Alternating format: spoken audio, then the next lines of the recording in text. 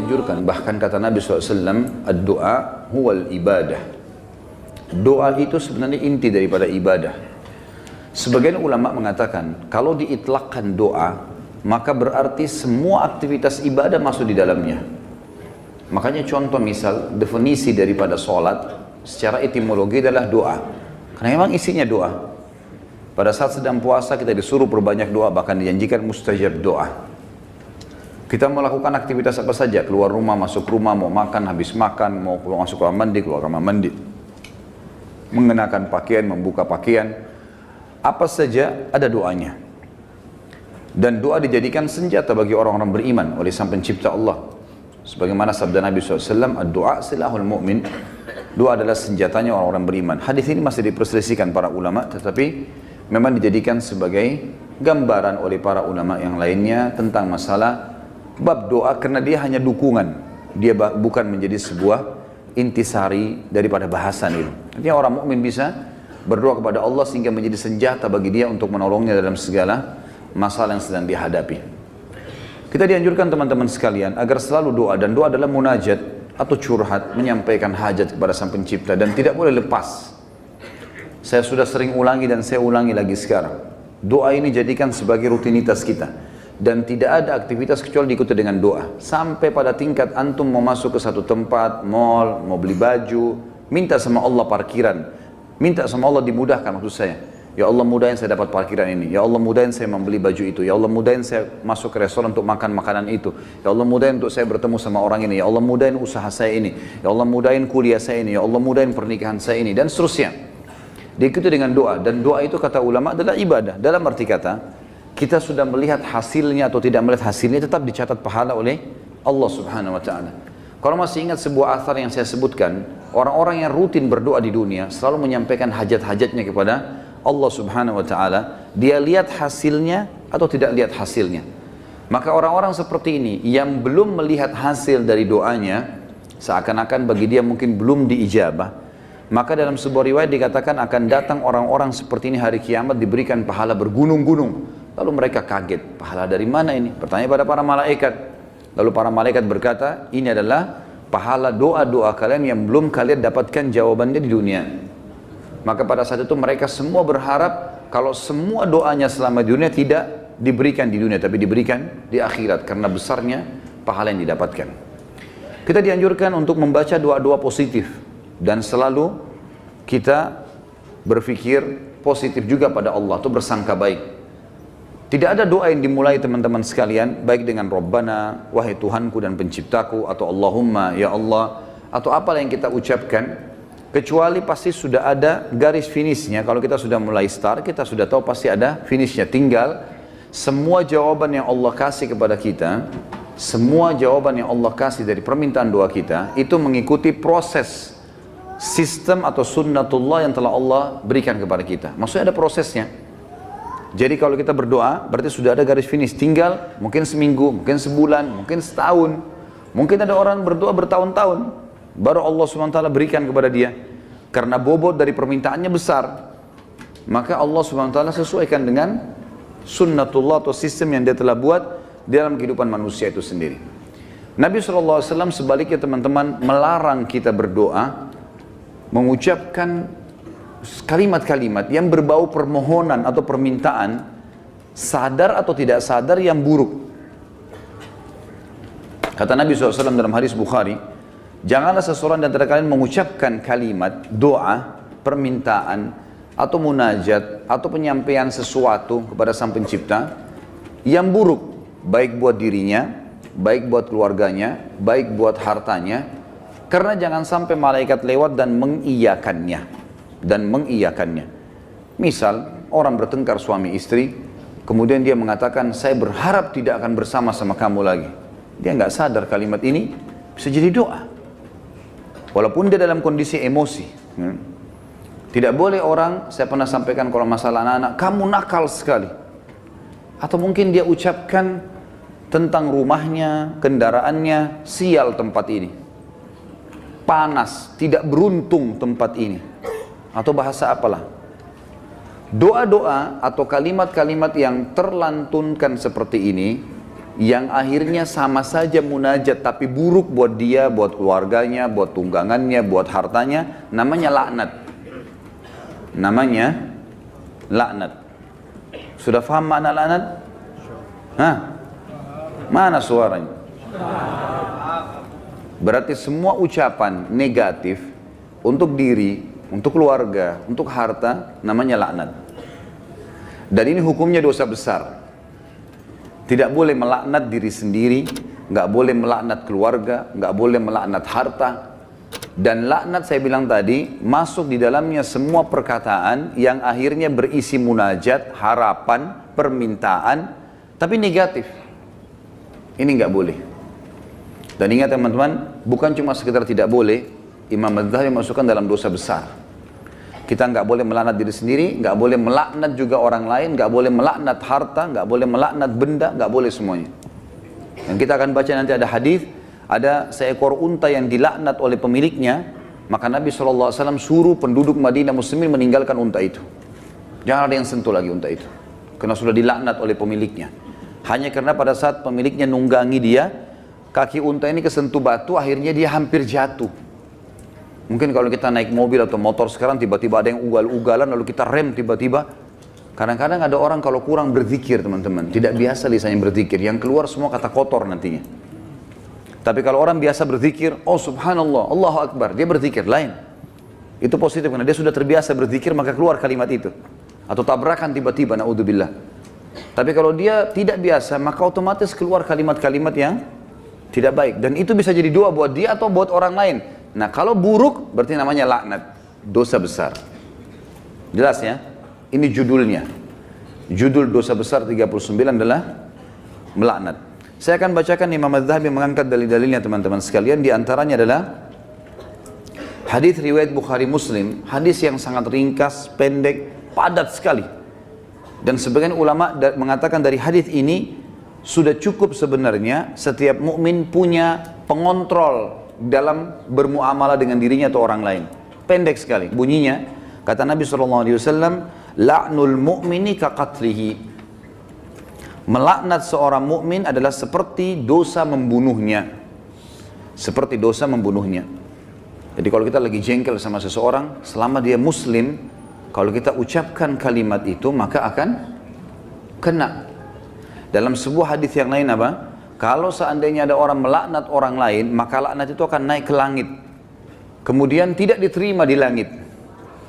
Lalu Allah memerintahkan laknat itu, doa buruk tadi, kembali ke dunia. Kalau orang yang disebutkan padanya laknat berhak mendapatkannya, memang dia orang pelaku itu, maka akan kembali padanya. Tapi kalau tidak, maka akan kembali pada pengucapnya. Jadi pengucapan doa buruk bisa kembali kepada pengucapnya, kembali kepada kita, naudzubillah. Kecuali keadaannya teman-teman, memang kita dibolehkan melaknatnya secara syar'i, seperti orang melaknat iblis, melaknat atau mengutuk orang-orang kafir yang sengaja memerangi kaum muslimin. Seperti di kancah peperangan, ada orang kemudian menyerang muslimin dan menyakiti muslimin, dan kita mengatakan semoga Allah membinasakannya. Sama kan laknat itu, tapi di sini babnya terbuka, pintunya terbuka, ya. Karena memang dibolehkan secara syar'i. Kalau orang hanya pelaku maksiat teman-teman, tidak boleh dilaknat. Apalagi kalau dasarnya orang ini orang mukmin yang tidak bermaksiat. Seperti pernah ada seorang yang berzina di zaman Nabi SAW lalu dirajam, dilempar batu. Lalu ada seorang sahabat berteriak mengatakan semoga Allah melaknatmu. Kenapa? Karena dia berzina. Dan memang nyata, kepergok, lagi dihukum. Berarti orang lagi buat maksiat kan? Sama kalau kita orang lagi mabuk misalnya, di pinggir jalan. Tetap nggak boleh dilaknat teman-teman. Lebih baik kita ucapkan apa? Jangan kita bilang semoga Allah binasakanmu. Mudah-mudahan mobilmu tabrakan. Nah, ini nggak boleh kita ucap. Ya Allah berikan hidayah. Karena pengucapan ini laknat tadi. Kalau tidak kembali ke dia, dan memang tidak akan kembali ke orang-orang ini. Kecuali tadi yang saya bilang orang yang dikhususkan. Iblis, syaitan, ya, orang-orang kafir yang menyakiti muslimin, ada memang pintu-pintunya saja. Kalau tidak, cuma orang yang bermaksiat dari kaum muslimin tidak boleh. Apalagi dasarnya bukan orang bermaksiat. Para ulama, para da'i, para orang-orang soleh dan solehah, diolok-olok, dicaci maki. Ini semua masuk dalam masalah bahasan laknat. Melaknat orang mukmin maka lebih berat atau bahkan sama dengan membunuhnya. Kita tahu bunuh dosa besar. Sebagaimana sudah kita bahas juga di dosa besar kita yang kedua, masalah membunuh adalah dosa besar dan itu sangat berat. Dan membunuh orang mukmin teman-teman sekalian, itu dalam ayat Al-Quran disebutkan termasuk yang diancam kekal di neraka selain kekafiran, kemunafikan, kemusyrikan, juga dalam membunuh mukmin secara sengaja. Ini ada ancaman kekal di api neraka, gitu kan? Dan ini masih khilaf di antara ulama memang, tapi umumnya ulama mengatakan zahir hadis ayatnya begitu. Wa may yaqtul mu'mina muta'ammidan fajazaohu jahannam khalidina fiha. Siapa yang bunuh orang mukmin, maka dia akan disiksa atau dikekalkan di dalam api neraka, ya. Itu ada di dosa besar nomor 2. Maka dia akan dimasukkan ke dalam api neraka dan dia akan kekal di dalamnya. Maaf, sebentar saya pastikan lagi.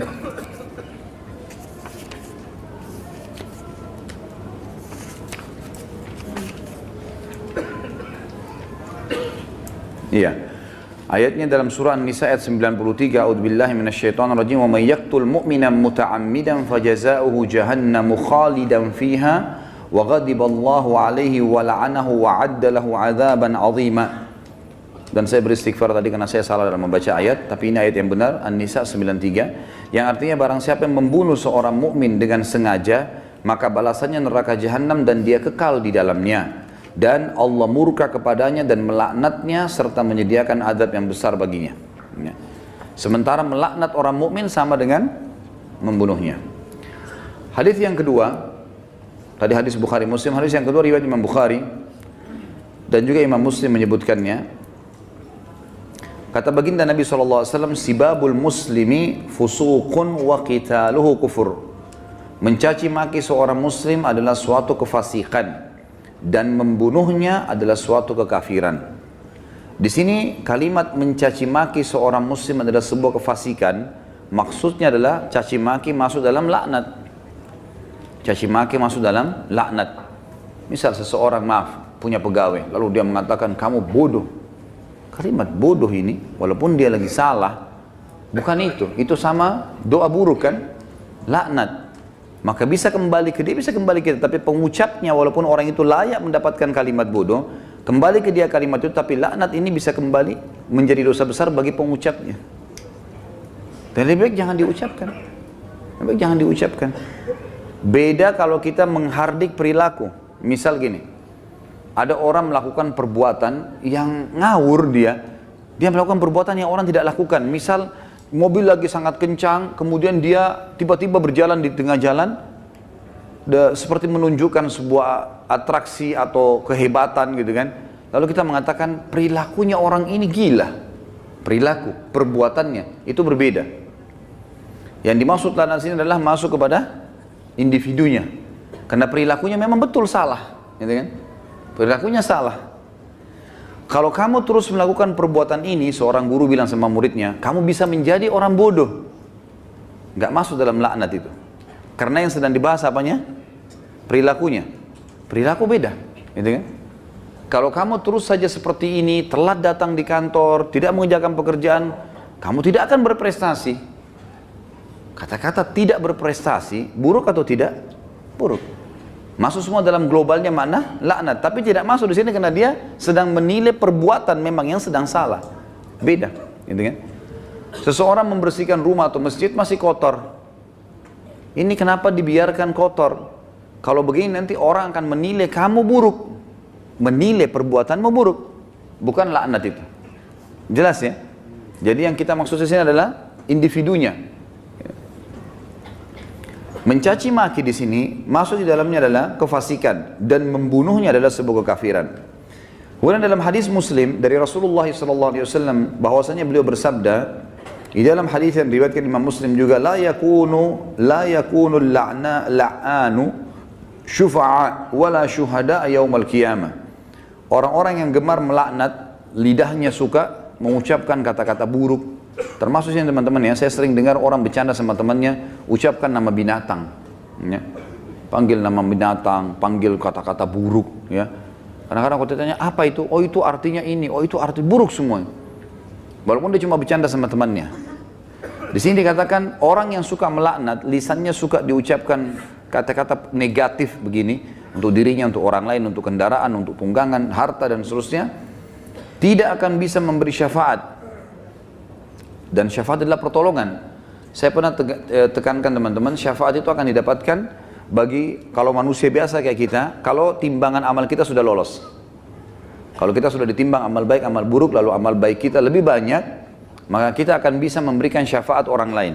Sebagian ulama mengatakan sesuai dengan kadar lebihnya pahalanya dia.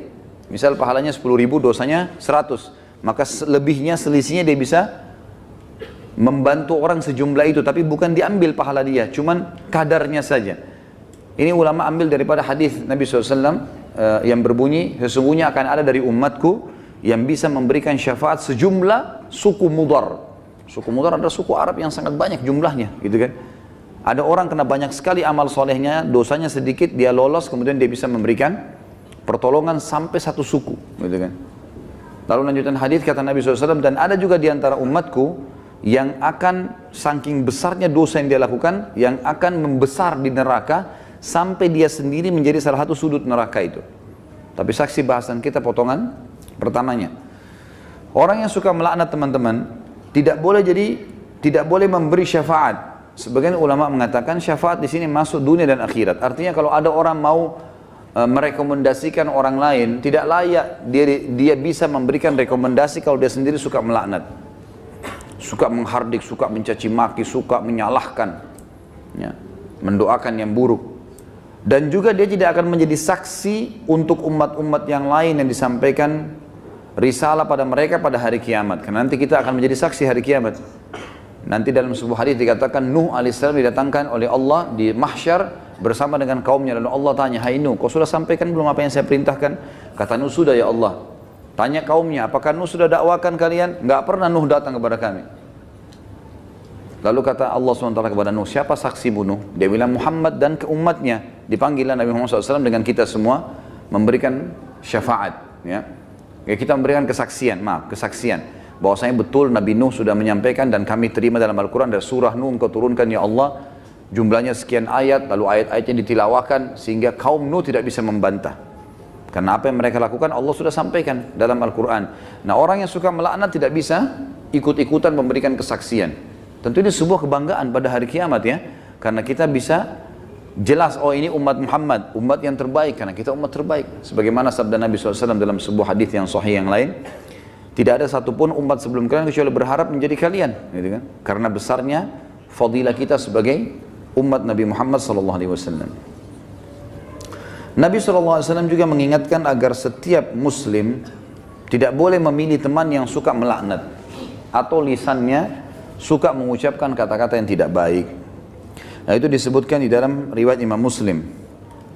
Kata Nabi SAW, la yambagi li sadiqin an yakuna la'anan. Tidaklah patut bagi seorang teman menjadi seorang tukang laknat atau suka melaknat. Kita sudah tahu kalau kita ketemu kemudian dia suka mencaci maki atau ucapkan kalimat buruk buat dirinya kah, buat orang lain kah, gitu kan? Itu semua buruk.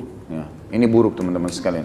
Sama dengan yang saya lihat orang sering sebut di Jakarta lata, sembarangan ucap-ucapan. Dan ini saya, Allahu a'lam, saya pribadi melihat, mungkin saya salah ya, tapi saya melihat ini mungkin karena dibiasakan saja.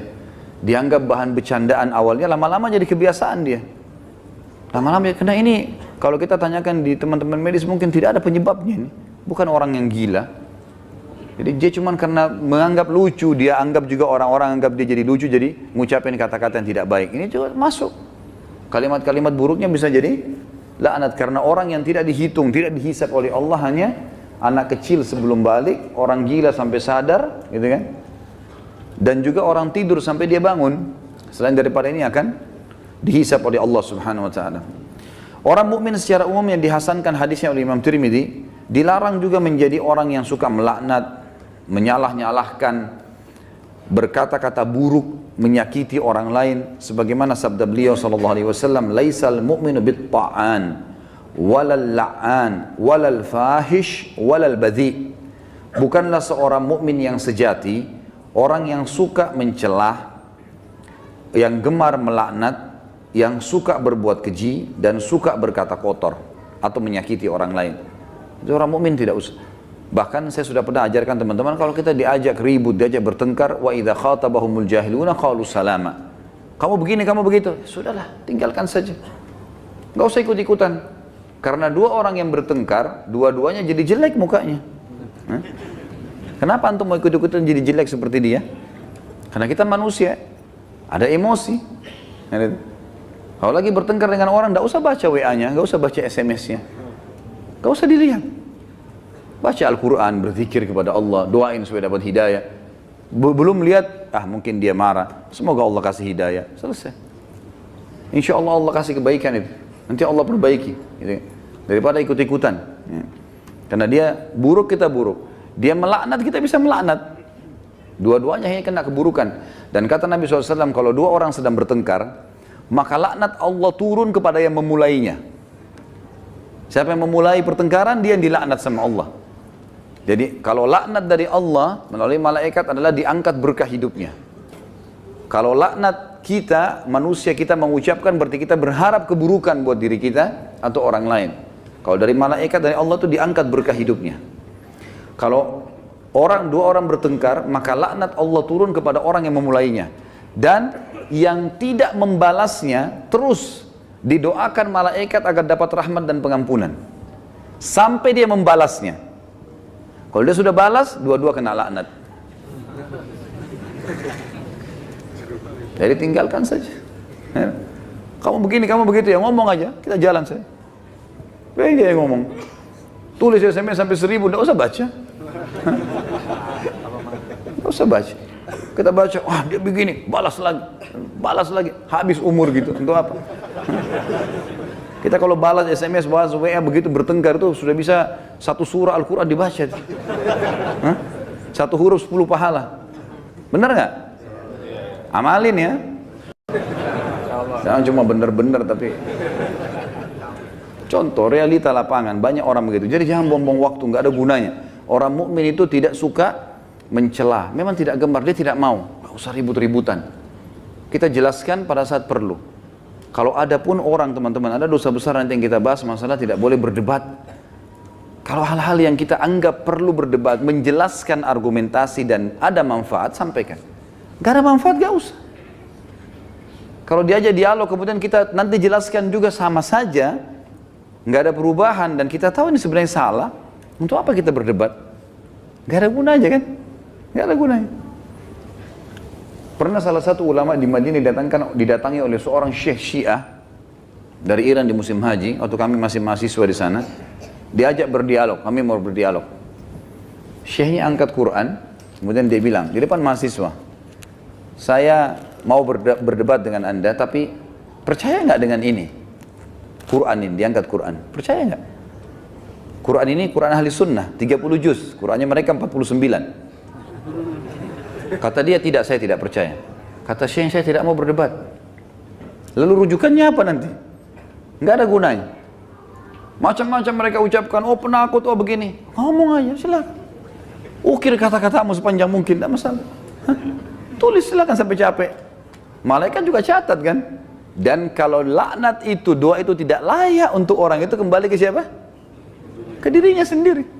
Kamu bodoh, kamu begini. Dia sedang bilang, ya Allah jadikan saya bodoh, ya Allah jadikan saya begini, jadikan saya sial. Na'udzubillah. Hah? Paham ya? Alhamdulillah. Amalkan.